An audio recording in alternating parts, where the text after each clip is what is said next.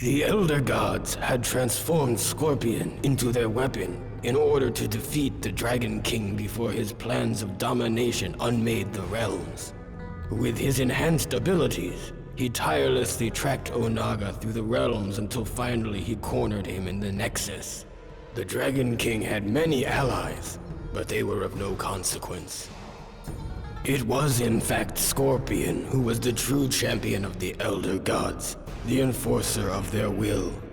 Only he could stop the menace that threatened all that exists. Only he could defeat the Dragon King.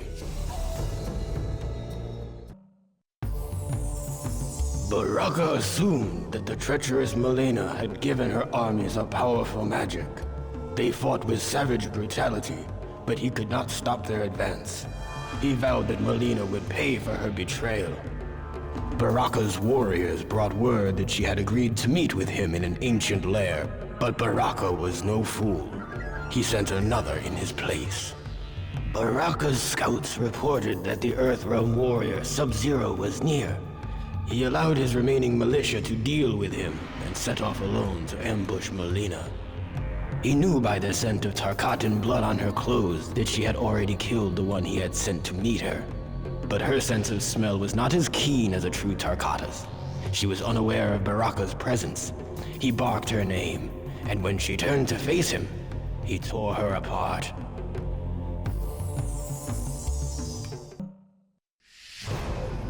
On his way to the rendezvous point with Raiden and the others, Sub-Zero was ambushed by a band of Tarkatan warriors in the living forest.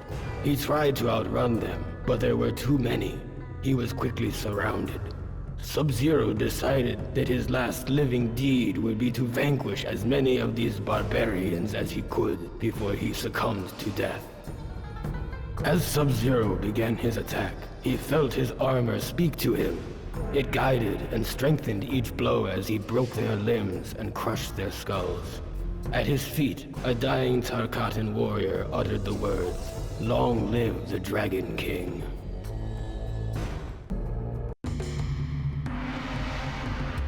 Because it was widely believed that Princess Kitana had slain her many years ago, none were suspicious of the veil Mileena wore to conceal her Tarkatan features. It was not difficult for her to assume the identity of the princess and take control of her alliance. To further conceal her deception, Mileena gave command of the armies to Rai Cho and instructed him to lead the attack against Baraka's diversionary forces. Baraka's militia had failed to divert the enemy, and to her surprise, was decimated by Rai Cho's forces. She then realized that she was in control of the most powerful military force in Outworld and Edenia combined. She had finally achieved her true purpose, her destiny. But Mileena could not continue her charade indefinitely, not as long as Baraka knew the truth. She ambushed him in the ancient beetle lair and fed him to a swarm of flesh-eating insects. All hail Princess Kitana. Nightwolf had traversed realms and fought many demons to get to this place, deep within the Netherrealm. Using knowledge passed to him from his forefathers, he drew a binding symbol on the ground and chanted the ancient words that would draw the spirit of the Dragon King to this wicked place. Nightwolf had carried the burden long enough. He released the sins of his people into the mystic symbol, and their weight bound Onaga to the Netherrealm. Free of the corruption he had harbored for so long, Nightwolf was expelled from the depths of the Netherrealm and into the unknown. In an outer chamber of the Dragon King's throne room, Ermac did battle with Liu Kang's enslaved comrades. Ermac was more than a match for the 5 warriors, but their defeat was not his objective. Liu Kang materialized and one by one freed their souls while Ermac occupied the rest. Eventually, all 5 were awakened from their enchantment and freed from Onaga's control. Ermac was pleased that his warrior's skills could for once bring about a noble outcome.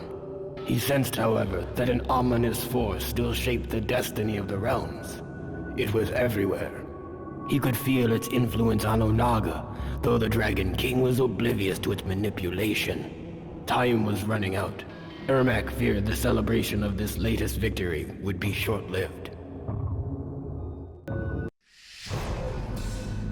With Smoke as his template, Noob Saibot planned to return to the Netherrealm and use Smoke's nanotechnology to create an army of cyborg demons. He was unaware that they were followed by someone Noob had not seen since before he became a Wraith. Smoke instantly recognized their visitor. He was an echo of their past. He was Sub-Zero, Noob Saibot's brother. Noob Saibot was surprised to see how much stronger his brother had become. If he were still Lin Kuei, still human, he would probably have shown some degree of pride. But as Raiden had revealed during the ordeal with Shinnok's amulet, his soul had been tainted when he died at the hand of Scorpion. Noob Saibot, the original Sub-Zero, had descended into the Netherrealm free from compassion. He ordered Smoke to assist him in slaying his brother, his first act as ruler of the Netherrealm.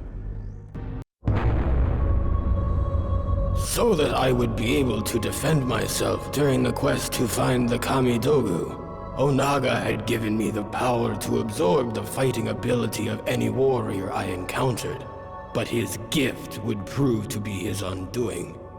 The warriors in Outworld were in disarray. Heroes were not focused on the true threat of Onaga, and villains were unaware that they were bringing about their own destruction by serving him. I united them, and in one moment absorbed their combined fighting power. I shattered each of the Kamidogu, the source of his invulnerability. This weakened Onaga, and I attacked him without mercy. His mortal form was no match for a combatant infused with the powers of so many warriors. The Dragon King was finally defeated. The realms will remain as they have since the beginning.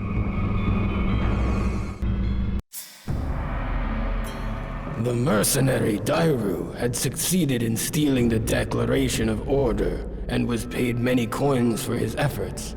After Darius hid the document, he announced its capture to the world and heralded a new beginning for the realm of Seido. As Darius had predicted, officials were outraged that the Resistance had stolen the most prized possession of the Seidon government. Hotaru was ordered to lead the charge against them. He underestimated their numbers, however, and the Resistance defeated him and his men. The Senate would soon be in the hands of the revolutionaries. My patience for mortals has worn thin. If I'm to protect Earthrealm, I must punish those who would threaten it. The fool Shujinko had let himself be deceived into believing that he worked for a greater good. He was in fact an unknowing tool of a greater evil, one that had almost caused the destruction of Earthrealm. That Shujinko undid his mistake and destroyed the Dragon King is of no importance. Those who place Earthrealm in harm's way will pay with their lives. Normally, Dairou took no risks and ambushed those he had been hired to kill. But in this case, he felt compelled to announce his intentions to kill his fellow guardsman Hotaru. There still must have been some code of honor left in his cynical heart. Hotaru was defeated, but before Dairou could reveal who had commissioned the attack, Hotaru drew his dying breath.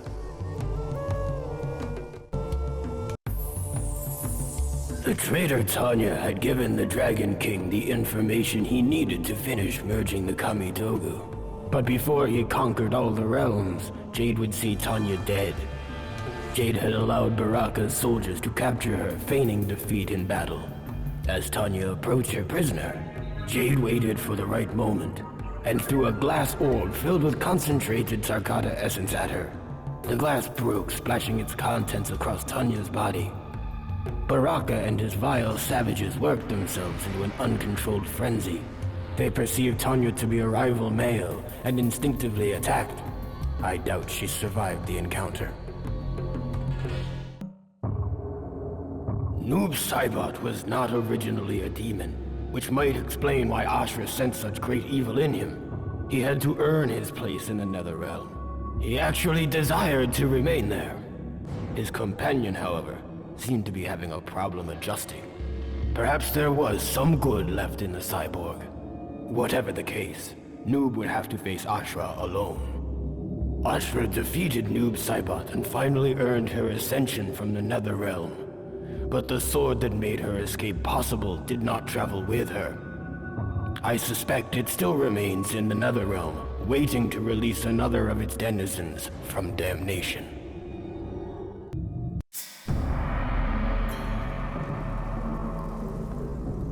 Although Onaga had returned from the dead, he did not re-inhabit his original body. Sindel and Jade found his sarcophagus opened. His body remained, but the armor was missing. Strangely, the hieroglyphics in his tomb were similar to an ancient Edenian language. She discovered an incantation inscribed by Onaga's holy men that was intended to transport his soul back into its original body. As she was memorizing the spell, Onaga emerged from the shadows. Onaga could have defeated both Jade and Sindel, but instead, he took sadistic pleasure in unleashing Katana against them. He was a fool. Jade held off Katana, while Sindel thrust her Kwandao into the heart of the corpse. As she screamed the ancient incantation, Onaga's soul leapt from Reptile's body into its intended vessel. The corpse came to life and cried in agony as the Kwandao prevented its heart from reforming. Sindel held the blade firmly in place as Onaga returned to the cold sleep of death. With the Dragon King defeated, the realms were safe, and Sindel's daughter Katana was free from his spell. May Edenia know peace once more. An alliance had been formed of warriors from vastly different origins, but with a similar goal: to defeat Onaga. Li Mei marched uneasily into battle against the Dragon King. The closer she got to him, the more she came to understand which side was truly deserving of victory. Li Mei turned on her former allies and gave her emperor the time he needed to finish merging the Kamidogu. The Dragon King was now all-powerful. He had the means to control the universe, to make and unmake as he saw fit. Li Mei watched in delight as the Elder Gods fled before his might. Onaga then transformed her into his queen, to be forever at his side. He had given her power beyond anything she ever imagined. Together, they will rule the One Realm and slay the last of the Elder Gods.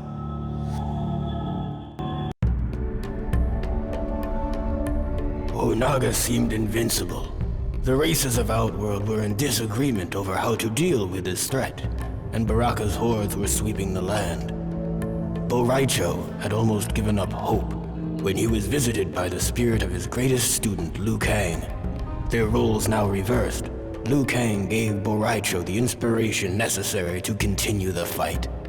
Rai Cho's soul was invigorated. He met with Outworld's many leaders to forge a temporary truce. Katana gave him command of what remained of her army, and he led them to battle against Baraka's mutant foot soldiers. The new army of Outworld crushed the Tarkata vermin, and Baraka himself was bested by Rai Cho's attack.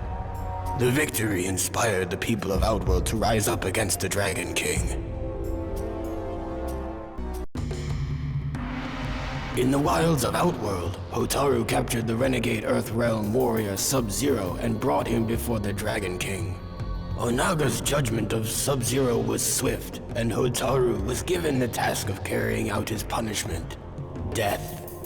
His fate served as a reminder to all who would challenge the authority of the Dragon King. As Sub-Zero and Kenshi trekked across Outworld, they strove to keep themselves hidden, only traveling at night. But as they neared the portal to Earthrealm, the Dragon King zealot Hotaru attacked with a blast of glowing energy that temporarily blinded Sub-Zero. Kenshi's sense of sight is of a spiritual nature. thus he was unaffected by the intense flash of Hotaru's projectile attack. In the dark, Kenshi had the advantage. Hotaru did not see his approach. Unaware, he strode in to kill Sub-Zero. It was the last mistake he would ever make.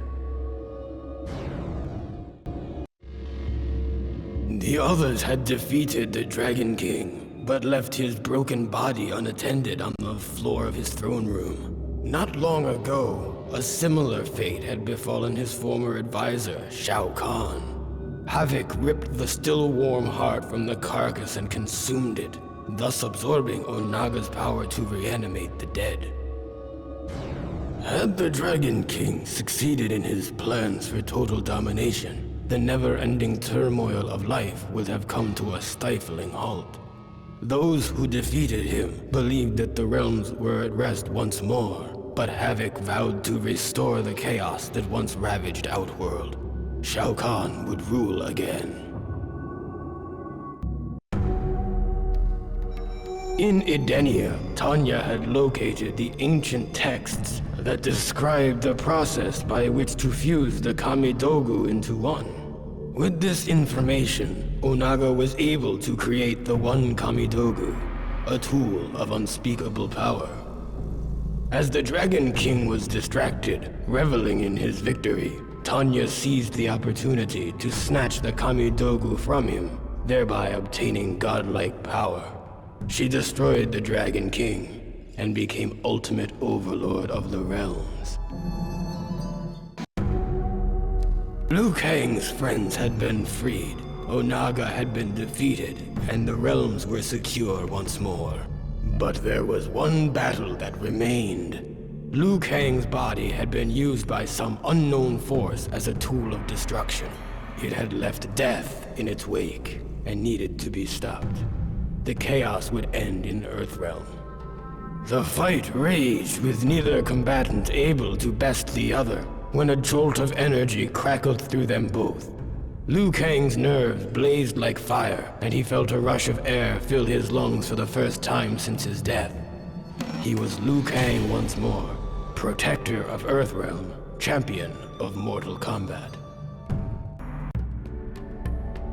Once they had defeated the enemies of Havik, Kabal complimented Cobra and Kira on their ferocity in battle. Their true test, however, was to face each other, to decide which of them was worthy of the new Black Dragon clan. Neither refused the challenge. Cobra fought with ferocity, but his lack of discipline allowed Kira to control the battle, easily manipulating Cobra into exposing himself to her attacks. She defeated him and proved her worth to Kabal, who gave her the honor of finding 2 more recruits to pit against each other in Mortal Kombat. Havik had given Kabal's new Black Dragon recruits a task: lure the heroes away from the Dragon King's corpse while he somehow retrieved the heart, and with it, Onaga's power to raise the dead. Apparently, Onaga's ancient army had only been invincible by means of constant resurrection during battles. The power to raise the dead would prove quite useful to the Black Dragon clan. Kabal slew Havik and took the Dragon King's heart for himself. Havik was most impressed. Kabal brought his new recruits to Outworld, where a siege was underway against the Dragon King. Cobra grew impatient. He wanted to join the fray, but Kabal held him back. They were not to attack until the heroes had won. Once the Dragon King had been defeated, Kabal gave the order to strike the victors. The new Black Dragon tore through their ranks and left no survivors. Cobra came to realize that he was going to like being a Black Dragon.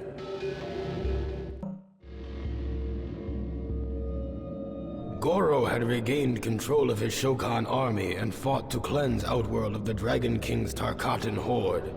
Though the Tarkata are formidable adversaries, they were no match for an army of Shao Kahn, inspired as they were by regaining Shao Kahn's favor. Baraka's troops were quickly defeated. Goro had proven himself a powerful ally of the Emperor, but Shao Kahn had given the Shokan much in his return to power. Goro felt a gift of loyalty was in order. The Edenian military had been crushed and Kitana herself had been captured. Goro brought her before Shao Kahn and sacrificed her as an offering of fealty to the once and future Emperor of Outworld.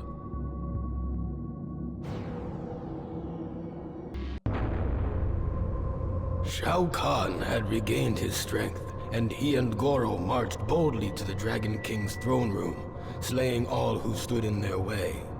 Like an echo of their battle ages ago, Shao Kahn and Onaga fought with a fury fueled by intense hatred. Knowing the Dragon King was too powerful to defeat in mere combat, Shao Kahn blasted Onaga with his warhammer, causing him to hurtle into Goro's poisoned blades. Onaga had fallen victim to Shao Kahn's treachery once more. With Onaga defeated, Shao Kahn reclaimed Outworld once again. His army of Shokan decimated what remained of Kitana's armies and the Tarkatan horde and scattered their survivors into the unknown. A new era had begun in the realm of Outworld. Long live Emperor Shao Kahn. Sub-Zero returned to Earthrealm only to find many of his clans slain by Frost. She had come back to the Lin Kuei Temple with the intention of killing only him, but she was now delirious and saw Sub-Zero everywhere. Sub-Zero blasted her with intense cold, freezing her until she could be revived and cured of her dementia. He laid her on an altar in the chamber of fallen Lin Kuei and sealed the room with a wall of ice. Frost will one day recover. When that day comes, she will have to answer for her crimes against the Lin Kuei. With the Dragon King destroyed, Kitana made her way home to the realm of Edenia. During her journey, she was met by a being made of fire. He informed Kitana that her premonition of a looming conflict was correct, and that she must unite the forces of good for a coming battle to preserve the realms. Disheartened, Kitana fell to her knees. "When will it end?" she cried. "Every victory leads to more conflict and greater adversaries." Blaze simply replied, "If all goes as planned, your enemies will be destroyed." The Dragon King had defeated us all, save one, Jax. And though I had absorbed the fighting abilities of those who had aided me, I lacked the raw anger that propelled Jax into battle. Brutally pounding Onaga into submission, Jax finally ended the conflict by embedding a Kamidogu in the would-be ruler's head. Where he summoned so much rage from, I cannot say. I only hope that his anger is finally purged. Blaze had completed the first of his duties. Soon he will begin the second, to lure warriors to the final battle. There they will challenge him, hoping to attain godlike power from his defeat. The arrogance of these warriors will be their downfall, for only a son of Edenia can unleash the true purpose of Blaze.